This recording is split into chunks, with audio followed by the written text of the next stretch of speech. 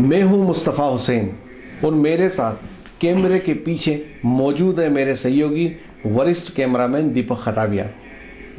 इस समय देश में सबसे प्रमुख और अहम मुद्दा चल रहा है राम मंदिर निर्माण का। अयोध्या में सन 1990 में कार सेवा हुई थी।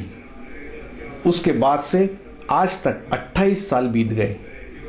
पूरे देश में बड़े पैमाने पर यह मांग उठ रही है कि अयोध्या में रामलला का मंदिर कब बनेगा। गौरतलब बात यह है कि अयोध्या में 1990 में हुई पहली कार सेवा में नीमच से 185 कार सेवकों ने भाग लिया था। उन कार सेवकों में एक प्रमुख नाम था हिंदूवादी नेता लक्ष्मीनारायण विश्वकर्मा नाना भाई का, जो उस कार सेवा में स्वयं मौजूद थे। इस समय हमारे साथ मौजूद है लक्ष्मीनारायण विश्वकर्मा नाना भाई।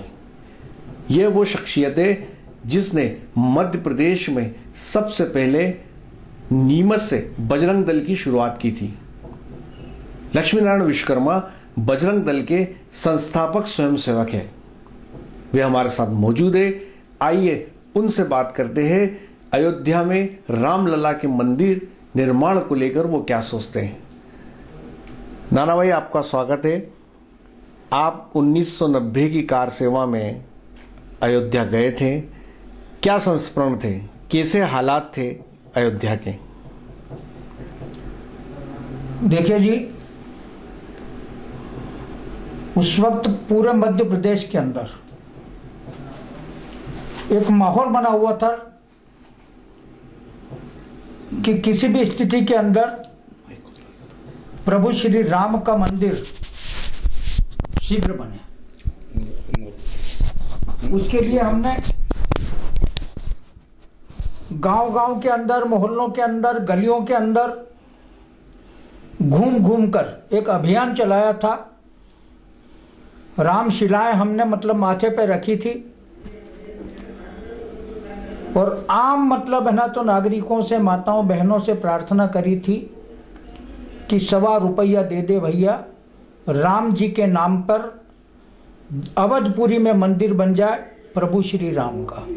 इन भावनाओं को लेकर के शिला पूजन किया, प्रभात फेरियां निकाली गई और उस वक्त सन 90 के अंदर आह्वान हुआ था कि सभी कार सेवक अयोध्या पहुंचे। उस वक्त हम भी यहां सर नीमच और आसपास के ग्रामीण क्षेत्रों के 185 कार सेवक नीमच से हमने प्रहलाद भाई मोला, जो संघ के संघ चालक थे उस वक्त, उन्होंने हम सभी का स्वागत किया, सम्मान किया और यहाँ से हम सबको भेजा गया। नाना भाई, जब यहाँ से 185 कार सेवकों का जत्था अयोध्या के लिए रवाना हुआ तो अयोध्या जब ये कार सेवकों का जत्था पहुंचा तो कितने बड़े पैमाने पे कार सेवक वहां थे और कैसे हालात थे, ये बताएं। हालात तो ऐसे थे कि है ना, जो हर गाड़ी के अंदर कार सेवक ही कार सेवक, बसों के अंदर से है ना तो कार सेवक आकर के ट्रेनों तक पहुंच रहे थे और वहीं से ट्रेनों के अंदर प्रभु श्री राम के टिकट पर चल रहे थे सब। एक अंदर अलग ही माहौल था। कितने लाख कार सेवक पहुंचे थे वहां पर? 2 लाख के आसपास है ना तो पहले से ही पहुंच चुके थे। नाना भाई, उस समय यूपी के अंदर मुलायम सिंह की सरकार थी और जब कार सेवक अयोध्या, जो रामलला का स्थान है, उस तरफ बढ़ रहे थे तो यूपी की गवर्नमेंट ने क्या किया? लगभग 3000 कार सेवक वहां पर शरण स्थली बनाए हुए थे धर्मशालाओं के अंदर। वहां पर हमने सभी ने रात्रि भर भजन किया भगवान राम का, हनुमान का, और सुबह प्रातः काल वहां से हम ट्रेन का कोई साधन नहीं था, स्टेशन जरूर था, लेकिन वहां से हम निकले पैदल हम जाकर के, और वहां से लगभग 50 किलोमीटर पैदल चलने पर नगला जगराम करके एक गांव आया। उस गांव के अंदर मतलब है ना तो हमने रुकने का निर्णय लिया। उस गांव के जो सरपंच थे और पंच लोग जो थे, वहां के जो धनिक लोग थे, वो सारे प्रतिष्ठित लोग रात को हम लोगों के बीच में आए। यहां तक कि सरपंच ने हमारे पैर भी दबाए कि यार भैया तुम इतना पैदल चल के आ रहे हो तो क्या हम आपकी इतनी सेवा भी नहीं कर सकते। उन लोगों ने मतलब है जो पेड़ तक मतलब दबाए।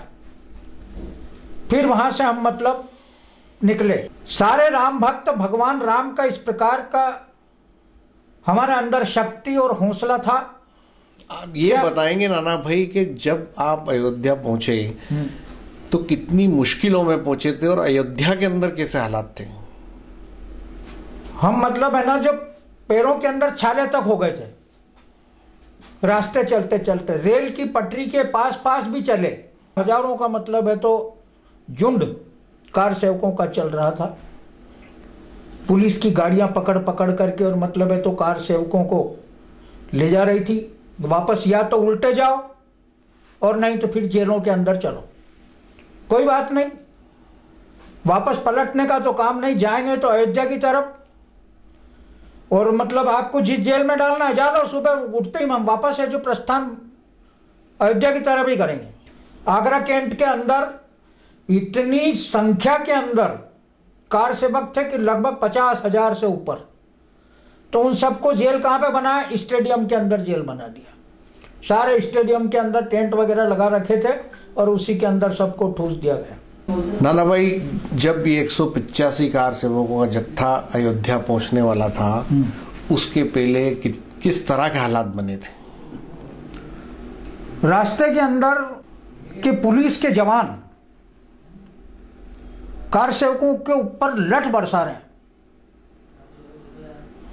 मैंने कहा कि अपने को जेल तो जाना है, क्योंकि हमारे कुछ साथी लोग मतलब है ना सेंट्रल जेल में डाल दिए गए थे और सभी तरफ इस तरह का कर्फ्यू लगा हुआ था। वहां पे हमने पहली बार महसूस किया कि कर्फ्यू किसे कहते हैं। जैसे ही निकलते हैं कार सेवकों के ऊपर या तो लाठियां बरसाई जाती है।